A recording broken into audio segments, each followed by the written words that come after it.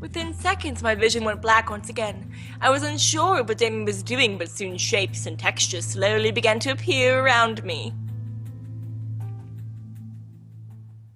I found myself sitting on a stone floor in the middle of what looked like a fantasy throne room. Where am I? I looked down at myself to stand, only to see my body as translucent as a ghost. Whoa! I jumped up and inspected my hands in a sudden panic. I was see-through! Why? What was going on? How dare they try to negotiate with me? Do they not know whom they speak to? I gasped and ran behind a nearby pillar away from the voice. The sound of his anger and words frightened every bone in my body, turning me into a frightened child. My lord, please calm yourself. Calm? They're merely testing my resolve. I have more than half of a mind to send my greatest armies to take what should be mine. They are mere insects in the way of my kingdom's expansion. They merely asked for a marriage joining. So I'm to bow to them and share my land that I have so rightfully conquered? Yeah, I can't take Daddy Demon seriously at all. I just can't. I don't see what's so frightening about him. How do I explain it? He feels like a Parks and Rec character. Or the opposite. What? Wait. What? The way that he speaks, he seems like a Ron, but of the demon world, but different. Very different. Maybe also some Michael Scott. I don't understand. And some Dwight. Dude, I don't even know, bro. I don't even know. I peeked from behind the pillar to see a large demon covered in royal clothes, but buff enough to be a military commander. His rage practically emanated from his body as he growled his servant. No, you know who he thinks me. No, this is actually like real, like legit makes sense. He's like a Joffrey, but like with less power, in my opinion. Yes. He reminds me more of Robert Baratheon. I don't know. He's so, but I don't know. His voice isn't gruff enough for that to me. I mean, I guess personality-wise, yeah. I don't know. He just feels like such a brat. Like, he's probably like 6 million years... To be fair, Robert Baratheon was kind of a brat, too. I guess. He was only alive for like, I don't know how many episodes. Spoilers for the first episodes of Game of Thrones. Sorry. Yes. They are willing to give their land to you, sire. All they ask is for one of your sons to marry their daughter, whom I might add is as beautiful as can be. This is ridiculous. To suggest that I need their approval to take their land is beyond insanity. What makes them think I care about their precious daughter? Did I mention that she is a prodigy of her kind, sire? A prodigy? Yes, my lord. This succubus is a master of her skills in magic and mind manipulation. She is said to sway armies with a snap of her fingers, despite being as young as she is. Impossible! If only it were, sire. This succubus is dangerous, but would be a great asset to have should we agree to this arrangement. The only reason she cannot faze you, my lord, is because you are the strongest demon in the plains. Is this supposed to change my mind? Yes, my lord. Yes, my lord. Yes, my Are lord. doing a terrible job at convincing me. My apologies, My apologies, sire. Aha. I was lost. Agreed. I could tell they were talking about Diana, but why? Father. Father. You skipped Raystroud, that. have you finished your training? Yes, Father. Then what do you want? I want to be with my brothers the best of the day, Father. The demon commander walked to the young demon and gripped his hair, picking him up off the ground and forcing him to look up his I read that as his snart. No, his name is Snart. His snarl. The young demon, however, looked unfazed. Huh. Arrogance. Why should I allow you to be with them? I should kill you for your lack of respect to me. Because I want to be with them, Father. I could only stare as the young demon faced his father, despite the massive difference between them. The young demon seemed weaker and easy to kill versus the demon commander. Why would this man kill his son, though? Was his commander that ruthless? However, I wasn't expecting him to laugh and release the young demon. Good! Assertive even in the face of danger. That is why you are my favorite son. I could only stare wide-eyed as the commander placed his hand on the demon's shoulder. Very well. Go. Tomorrow, you will show me your training. The little demon grinned widely before running off. I have a thought. Yes, my lord? How old is this daughter? As old as your fifth, sire. Do you believe this proposal is worth it? Yes, sire.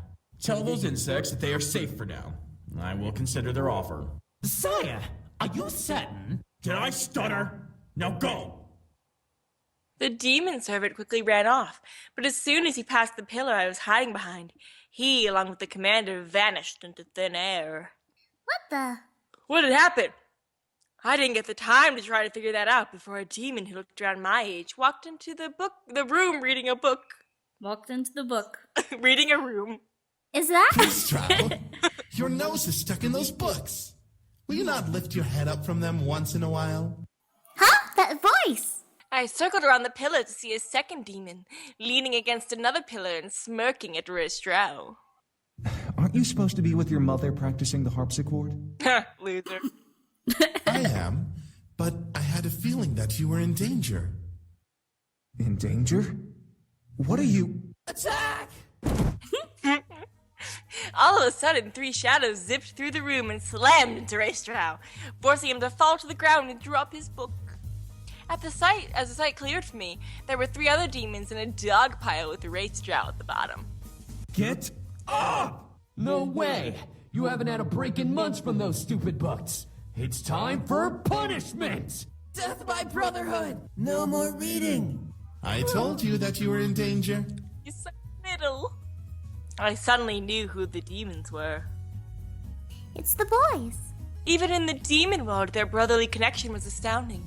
They were merely younger versions of themselves. What are the demons? Why, as soon as Matthew grabbed the book from the floor and opened it, reading it mockingly. How can you read this, Raystero? It's all about war strategy. It's boring. I have to, Zakaru. Get off! There's only one thing you need to know about strategy. Kill them all. Take no prisoners. You sound just like father. I couldn't help but giggle. It was cute to see them acting childish with each other.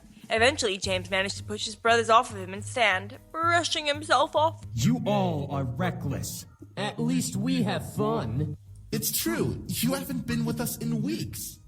Don't you think it's time for a break? I'm sure father won't mind. But I have to... I know you want to, Raystero. Damn it. What is going on here? I shot my head to the voice to see the commander, aged a little, staring at the boys with his arms across his chest. Damien quickly dashed and hid behind Sam, peeking over his shoulder to see the large commander. Nothing is going on. We just passed by each other. Then why does your brother have your book? I was showing him what I was learning, Father. Return to your studies, Ray Stroud. The rest of you out of my sight. Do not disturb your brother again. I could only stare as James gently took his book and, without looking at his brothers, returned to reading. The commander walked past the remaining brothers, growling at Sam and Damien, before leaving the room. What was up with that? Don't worry about it. We'll find a way to get him back. I don't know. He's on a very tight leash.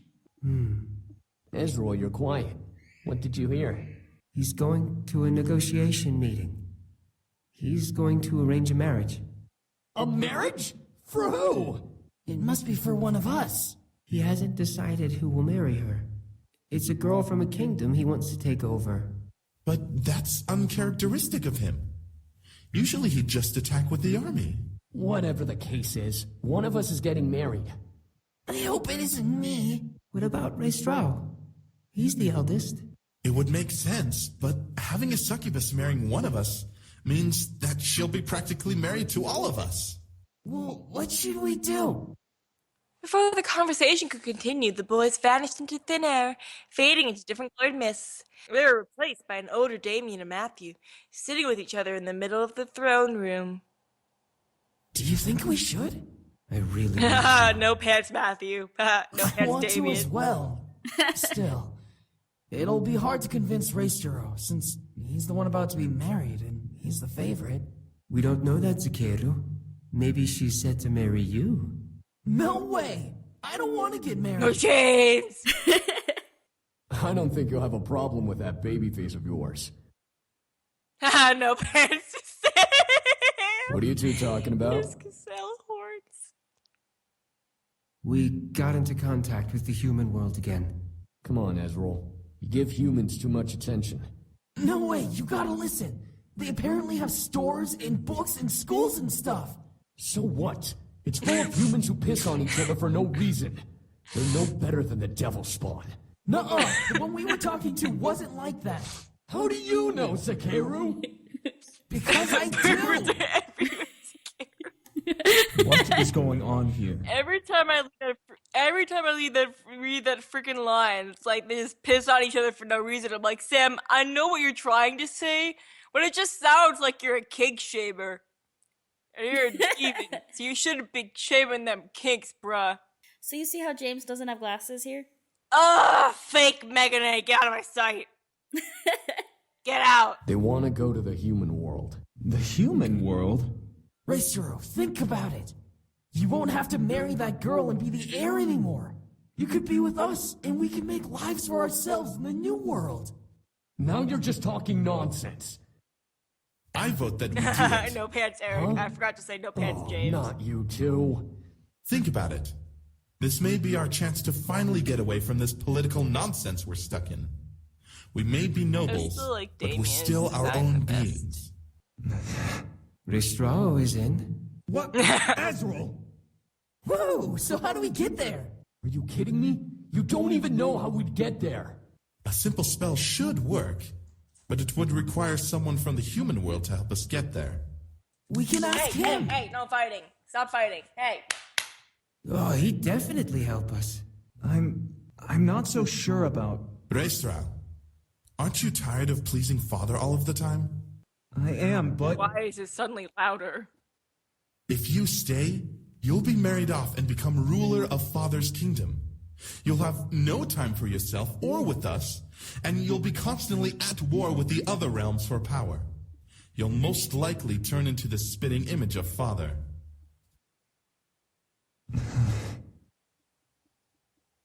What he's saying is get your head out of your ass and let's go.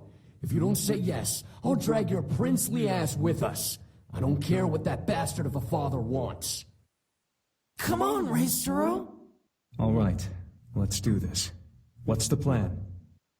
Oh my god, finally a line. I couldn't believe it was happening. I was seeing the history of their lives before my eyes. They were nobles, and James was the heir to the kingdom the commander ruled.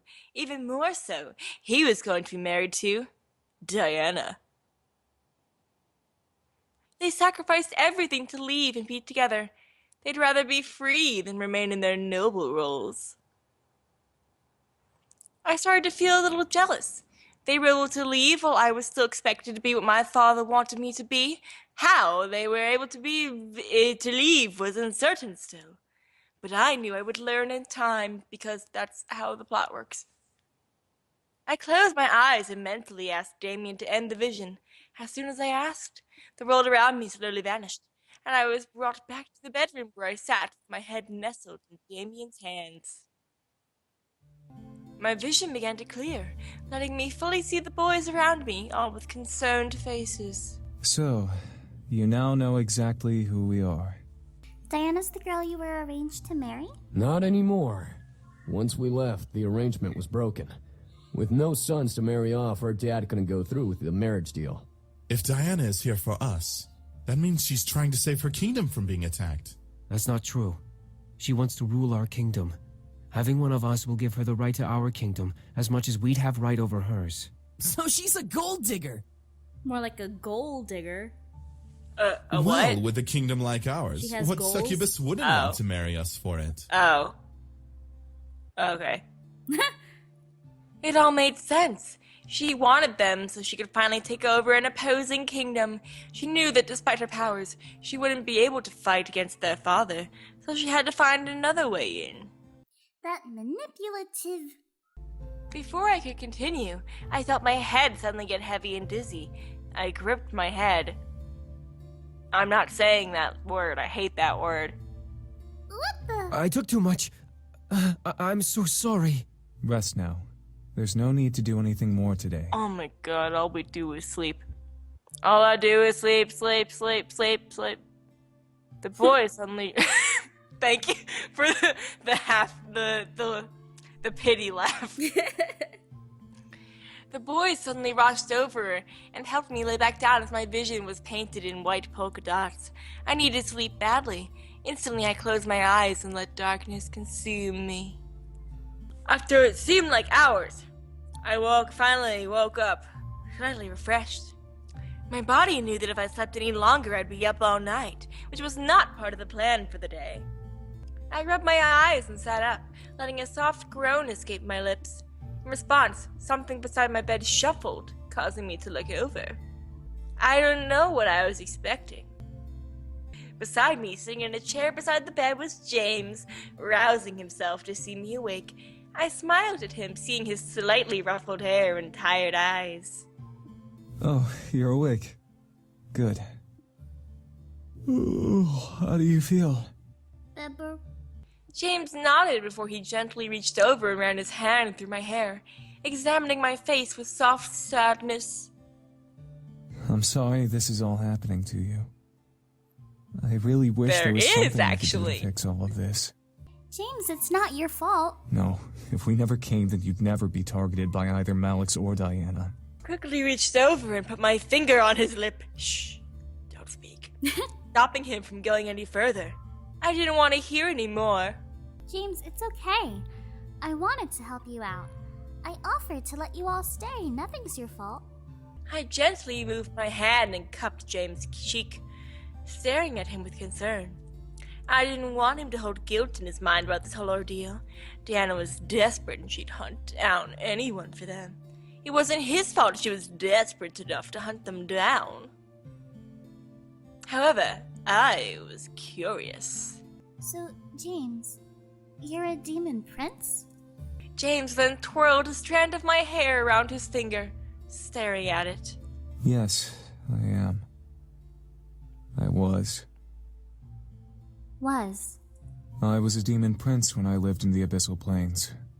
I didn't enjoy a single minute of being the heir. The only moments I truly enjoyed were when I was with my brothers. Thus, I left with them to come here. What was it like while you were there? Well, other than consistent studying and training to be a resilient leader and all-around ruthless lord, it was bland. I never truly knew what freedom was until I was excused from my sessions. James looked to me with a thoughtful look on his face. I stared back, wondering what was going on through his mind. He then smiled before taking off his glasses and placing them on me. What the fuck? I'll make a Megane out of you. I was surprised, but instead of seeing him, I saw dark gold and purple magic swirl in front of my eyes through the glass. Hey! Backstory. The vision cleared and I was suddenly back in the demon castle. I looked around, feeling stuck in place, but my eyes instantly landed on a demon version of James. He was sitting on the throne in the main hall, reading over a book with an intense expression. It was kinda cute to see, but he read in silence. You'll wear out your eyes if you read too much. Who the fuck are you? Hi? James looked up from his book to see a figure materialized in front of him. It was an older woman with a black cloak and aged horns. I could see that she had power, though, and it gave me shivers to look at her. Sirona, what are you doing here? Shouldn't you be at the Lord gathering with my father? I should, yes. but I had to stop by and see the Demon Lord's favored son before I head in. I am honored. However, I must apologize and return to my reading. Of course, of course. Wouldn't want to make the Demon Lord angry now, would you? I could see James' eye twitch a bit at her comment. However, James simply bowed and went back to his book in silence. Sirona shook her head and allowed a chuckle. What will you do when you become the Demon Lord?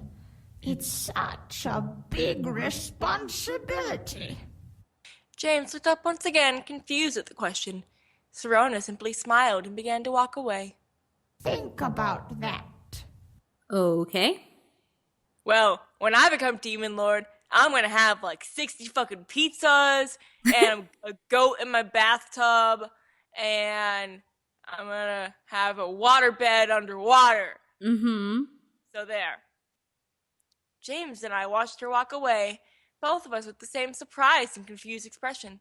I looked back to James to see him press his lips together and stare at the floor. Anyone could tell he was lost, unsure how to even answer that to himself. It was strange to see him in a form of weakness, jostled at a simple question that was more than it appeared.